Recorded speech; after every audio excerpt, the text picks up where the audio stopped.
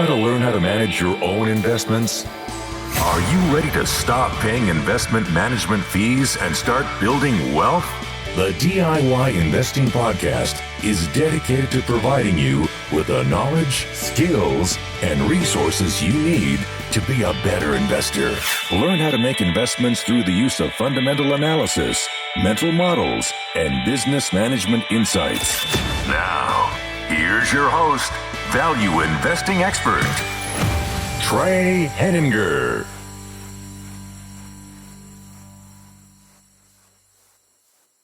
Hello and welcome to episode 63 of the DIY Investing Podcast. My name is Trey Henninger and I'm your host. In today's episode, I want to discuss the alignment between portfolio management and investing strategy. Before I get started, I want to make a short request. If you haven't already, please consider giving this podcast a rating and review today. You can rate this podcast in your podcast player. I would really appreciate your ratings as that helps me to grow the show's audience. If this is your first time listening to the podcast, be aware that I also write a blog at DIYinvesting.org.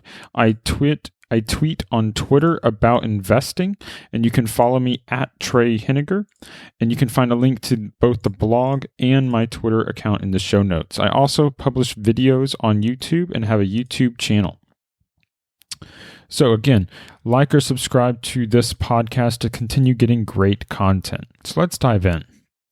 So the topic for today that we're discussing is the idea that your investing portfolio should reflect your investing strategy. You see, the point that I want to make and the key assertion throughout this show is that not every value stock is right for every value investor. So I'm a value investor. I believe that a core principle and tenet that underlies my investing strategy is that I want to pay a cheap price and get more value than I'm paying for something. So I want to buy dollars for 70 cents or less. I want to get a good deal. I want to save money on my purchase price and have that be a key proponent of how I earn money in the stock market. So that's an underlying tenet of my philosophy, and it's the general underlying component of the whole podcast. And through each episode, that underlies a lot of the topics that I discuss, is that we're trying as value investors to buy something for less than it's worth. This is a difficult pastime. It's difficult because people disagree on what assets are worth, and there are so many different assets out there.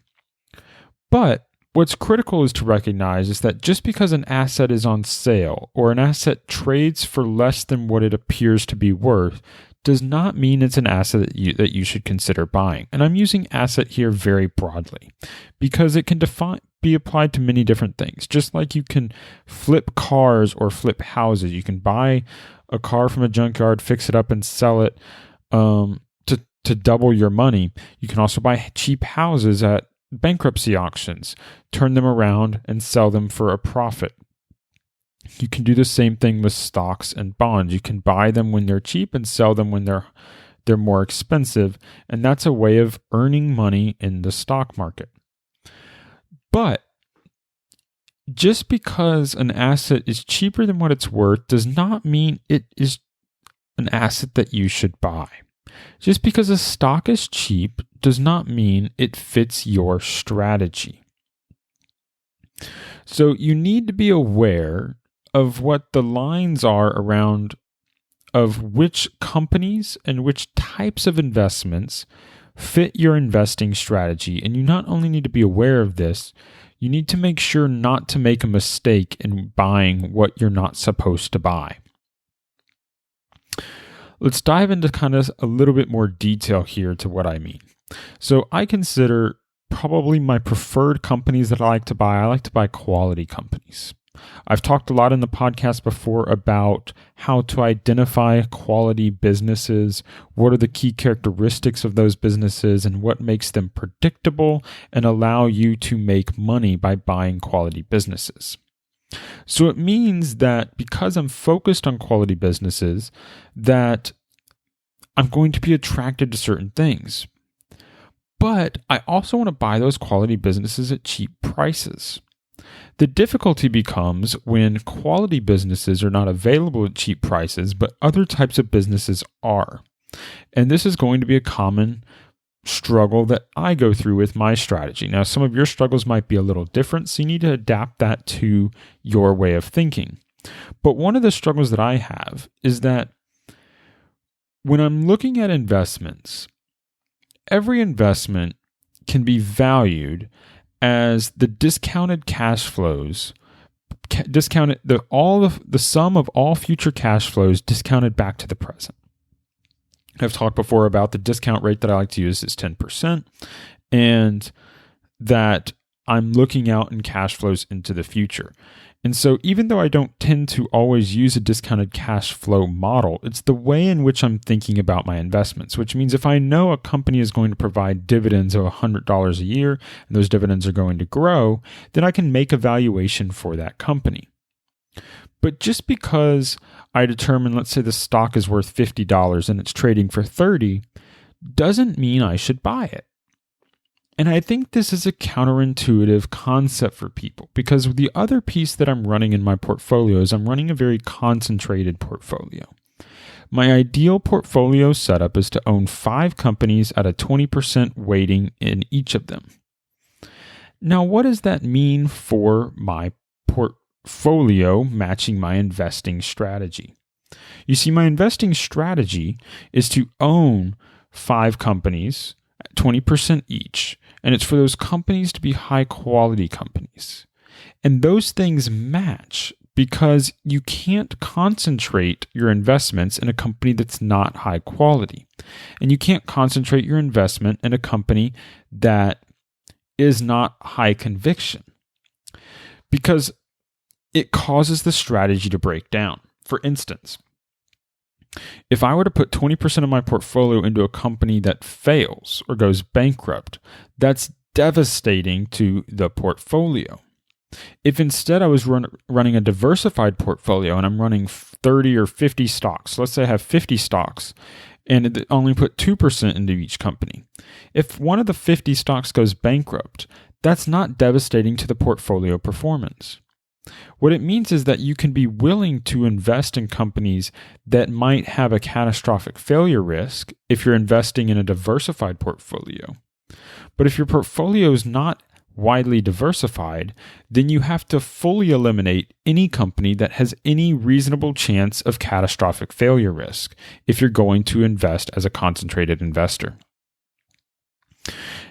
And this has become relevant to me as I've grown my investing experience because I've learned to screen out additional types of investments that I otherwise wouldn't consider, that I would have considered in the past, but I don't anymore as I've concentrated my portfolio more and more.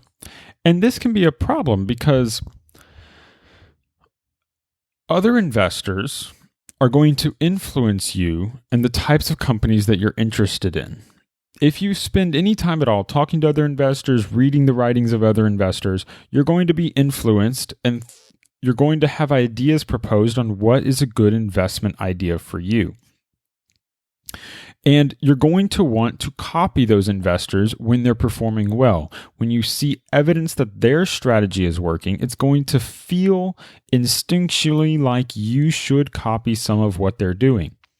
It is difficult to see other investors earn 30% annualized returns if you aren't earning that.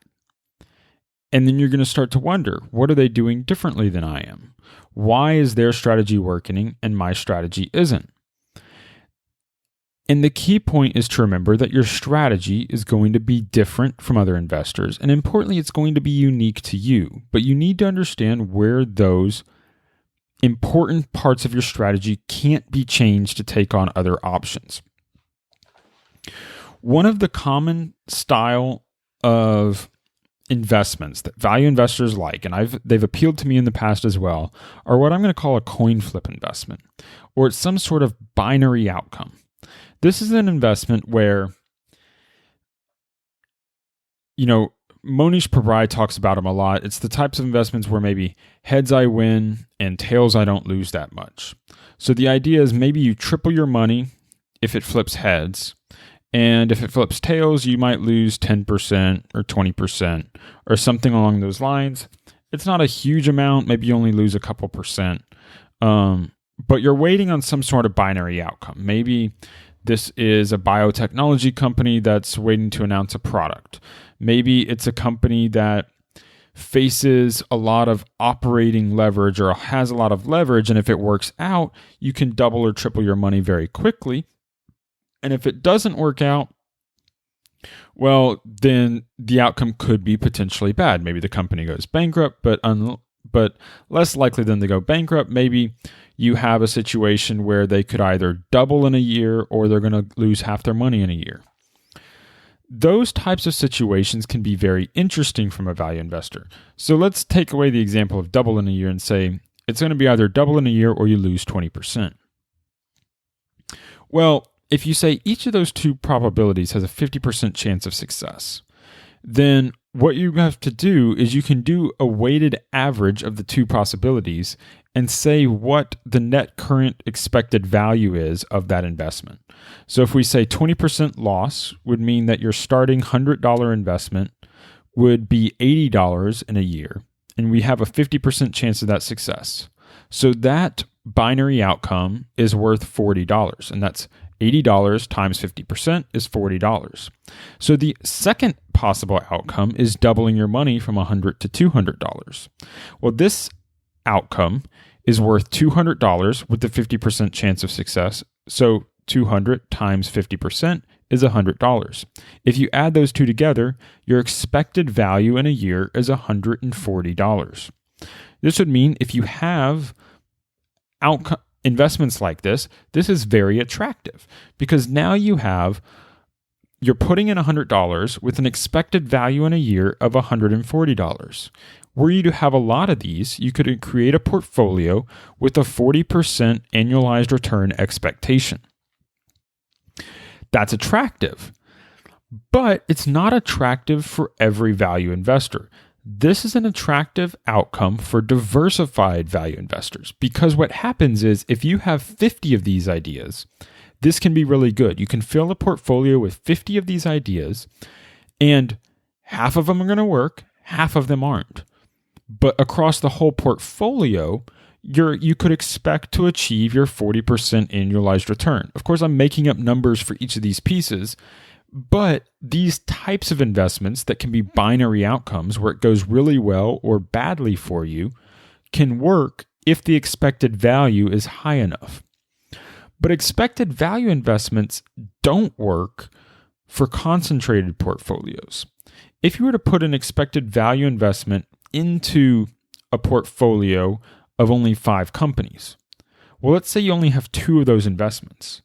Well, that means you're going to have 20% in one company, 20% in another company, and you have 40% of your portfolio in these 2 types of investments. Now, they're basically coin flips. Well, it's not uncommon for 2 coin flips to go heads in a row or 2 coin flips to go tails in a row. It could work out really well for you, but it could also devastate your portfolio if you have an investment that only has a 50% chance of success. What this means is that a concentrated investor, like myself, can't put investments in their portfolio that are coin flip investments. They need to invest in companies that have 80%, 90%, 95% probabilities of success with only a 5% probability of failure. Instead, these need to be very high conviction ideas where it's not heads I win, tails I don't lose so much. It would be heads I win big, tails I win small. Those are the types of investments that have to be allocated to a concentrated portfolio. And this is what makes it really important that you understand what your investing strategy is. Because if you're running a concentrated portfolio, you can only make investments that fit a concentrated portfolio. If you're running a diversified portfolio, you need to be making investments that fit a diversified portfolio. If you've listened to this so far, you might be thinking, well, hey, a diversified portfolio should be using those same concentrated type investments. I should find the companies that are heads I win big, tails I win small. But that might not necessarily be true. The idea of these coin flip investments can be actually better for a diversified portfolio than a high conviction idea for a diversified portfolio. Because one of the key things is, I talked about how that one coin flip investment had an expected value of a 40% annualized return over the course of a year. Well, most of the high conviction ideas that you might find in a concentrated portfolio might only have an expected value of 10% or 15%, but they might be very high confidence of earning a 10, 15, or 20% return from that one idea. They're very sure as a concentrated investor that that idea will earn them a 15 to 20% return. Versus in a diversified portfolio, the diversified investor is not 95% confident that company 7 is going to earn them a 40% return this year. But they could, if they have a full portfolio of those type of ideas, be confident that the portfolio could earn that type of return. So you really need to understand, am I building a portfolio that is heavily independent on my individual company choice? Or am I building a portfolio that earns its returns based upon the distributed average of the outcomes for my portfolio? Am I accepting of failure or am I not accepting of failure? My portfolio is being structured differently probably than your portfolio, in large part because I would assume most of my audience does not run as concentrated of a portfolio as I do. Now, currently, I believe I own 7 stocks. There have been periods of time where I've owned as many as 12 to 15, and points of time where I have owned as few as 1 company in my investing time frame. But my ideal target range is to own 5 stocks. And I think pretty soon I will own 6 and go down from 7 to 6. And I very recently owned as high as 10. But I'm trying to own 5 companies because they're all trying to fit this individual performance. I have to have high confidence, 80, 90, 95% confidence that that particular investment will be successful before I buy it. And I'm not building a portfolio so much as a set of individual companies that I want to perform on their own. Now, when you're listening to this, if you're not a concentrated investor, what I need you to take away from it is that as a diversified investor, you need to look at understanding why those companies you're looking at are different. If you're building a diversified portfolio, why would you look at quality companies over lower quality companies? There's been a lot of research on the outperformance of net companies. And these are basically, companies that are trading for less than the cash on hand, or deep value companies, incredibly cheap companies, but not necessarily net companies. And how diversified portfolios of deep value and net companies can outperform portfolios of higher quality companies. But the only reason those work as a strategy is because the turnover rate is high. What you're doing is you're buying a lot of companies and you're allowing some to fail and some to succeed. A net portfolio can tolerate a 40% failure rate because the 60% success rate makes so much money that it can offset losses for the 40%. A concentrated portfolio needs a failure rate much lower. You're talking a failure rate less than 10% in order to still meet its return target. So when you're thinking about the companies that you're researching, you need to be thinking through these filters. If you're a concentrated investor, you need to start filtering companies by quality. You need to filter companies by conviction. You need to filter companies by the highest probability that you can attain your minimum return target. For me, my minimum return target is 10% a year. So I have my companies ranked by order of, I think the highest quality company is the one that's going to achieve me a 95% chance of earning 10% a year for the next 10 years. That's very high hurdle to hit. The second highest company in my ranking is expected to have a 90% chance of achieving that 10% return per year over the next 10 years. And that's assuming never selling out in that time frame. So, but if you're a diversified portfolio, you don't need to do that. You just need to find a certain set of companies that fit a certain set of characteristics that tend to outperform when it's developed as a total portfolio. What this means is that you might be spending your time researching companies that are not important or that are not optimized for the strategy that you're implementing. I hope this is making sense. If it's not, please send me an email at trey@diyinvesting.org. I'd love to hear your feedback on these podcasts, but I'm trying to make sure that I communicate this issue. And it came up as an idea because as value investors and as investors in general, there's many different types of us. There's deep value stocks, there's quality stocks, there's momentum stocks, growth stocks. There's different portfolios. There's concentrated portfolios, diversified portfolios. There's special scenarios and special events portfolios, those that focus on turnarounds, that focus on buyouts, all sorts of stuff going on. And each person is going to have a unique take on what they're looking for. And I find it interesting because I put out a piece on Twitter on January 1st, and it was basically that my top investing goal for 2020 was to find one company that's worthy of putting 20% of my portfolio into. And then the second piece was to actually put 20% of my portfolio into the company. And what I've found incredible is the number of people that have sent me ideas simply because I published that, and they're offering me ideas for what stocks might meet that criteria.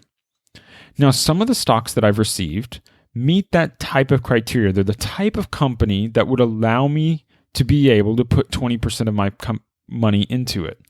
They're high quality.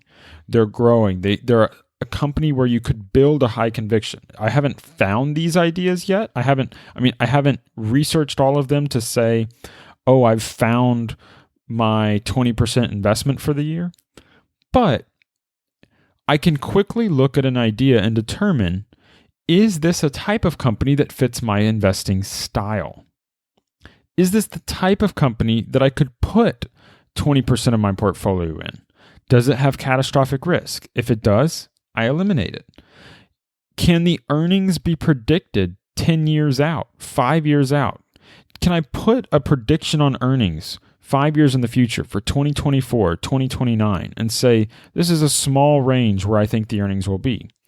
If not, it doesn't fit my investing style. It might fit yours, but it doesn't fit mine. Another one was, are these companies that face a lot of business risk? Is there a lot of competition? If it faces a lot of competition, it can't fit into a concentrated high conviction portfolio. A lot of retail companies fall into this. If you think about the amount of competition that a retail company is, even if it's copying and pasting its business across the world, let's say something like how McDonald's grew. McDonald's doesn't change from one McDonald's to another. They buy land, they put in a store, they sell hamburgers. Buy land, put in a store, sell hamburgers. They're franchising across the world as they grow. This is true for many retail businesses that become chains. They expand in a framework that's the same thing each time. Is that predictable? Yes, but it's not predictable in the sense that you don't know how that growth rate will work in the long run because they're heavily dependent upon the same-store sales. If same-store sales go up, the stock's going to do incredibly well as operational leverage will allow them to increase profits above and beyond their revenue growth rate. But if same-store sales decline, you have a huge catastrophic risk for the performance of the stock in your portfolio. So some companies like a McDonald's, like a Starbucks, are able to be successful, and a high conviction pick on them would perform very well.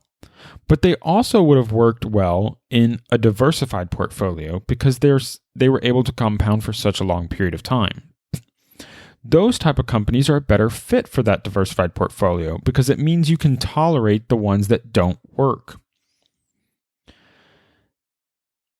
Meanwhile, I'm looking for those companies that have a very strong moat and they're very durable. These are companies that I can predict will be here 30, 50 years from now. Because if I know the company is going to be around in 50 years, or if I know the manufacturing plant is going to be around in 50 years, then I also know that the earnings should be pretty reliable 10 years into the future if the company is for sure going to be around 50 years into the future. And that's the hurdle that I'm trying to hit on some of my investments. I'm not saying this is what you need to do. What I am trying to communicate is that you need to know and be aware, what are the filters that I'm looking for in my portfolio? Is price the most important thing? Is quality the most important thing? Is momentum the most important thing? Is growth the most important thing? You need to understand how these factors that influence your return affect your stock selection in your portfolio. You see, portfolio management is more than simply finding stocks to buy. Portfolio management means understanding the impact of the individual choices you make in your stocks that affect the overall portfolio performance. Depending upon your portfolio, the failure of one stock can either be inconsequential, expected, or devastating. You need to understand what your success rate is targeted at for your portfolio. Is a 50% success rate reasonable? Is a 60% success rate reasonable? Is a 90% success rate reasonable? Or is potentially a 30% success rate reasonable? Before you say that a 30% success rate is unreasonable, just remember, if you had a 30% hit rate in baseball, you'd be one of the best hitters in the professional league. You need to be aware of what the success rate is that your portfolio requires based upon the stocks you're selecting and the total number of stocks you hold before you can truly understand the performance expectations for your portfolio as a whole. In summary, portfolio management is a critical means by which an investor implements their investing strategy. Everything flows from your portfolio decisions, including returns, risk, and your general feelings and emotions of investing during your investing time frame. Therefore, it is critical to align your portfolio and stock selection with your chosen strategy. Concentrated investors should not be buying deep value stocks. By the same token, diversified portfolios are better able to incorporate coin flip or expected value stocks with binary potential and a high expected value across multiple companies. Don't make the mistake of building a diversified portfolio with stocks that fit in a concentrated portfolio and vice versa. Thank you for listening to this show. The full show notes for this episode, including my outline for today's podcast, are available at DIYinvesting.org/episode 63. Finally, this is a listener-supported podcast. If you gained value from today's content, please consider supporting the show financially as a patron. You can become a patron at DIYinvesting.org/PATRON. Your financial support is what allows me to continue creating this free investing content without any advertisements. If you choose to become a patron of the show, you'll receive exclusive insights into my personal investing process through the DIYinvesting.org membership program. Once again, you can find out more information at DIYinvesting.org/patron. Thank you for listening, and until next time, stop paying fees, start building wealth.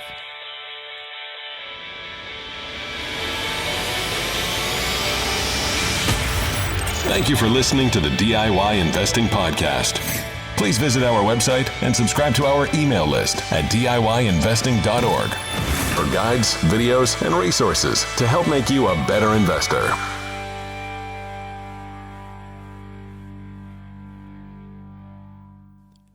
The DIY Investing Podcast is presented for general informational and entertainment purposes only. I have not considered your specific situation or risk profile, and I have not provided investment advice. The information presented on the DIY Investing Podcast should not be construed as investment advice. The views and opinions expressed on the DIY Investing Podcast are those of the participants and do not necessarily reflect those of the show's host or sponsors. DIY Investing, its producers, sponsors, and host, Trey Henniger, shall not be liable for losses resulting from investment decisions based upon information or viewpoints presented on the DIY Investing Podcast.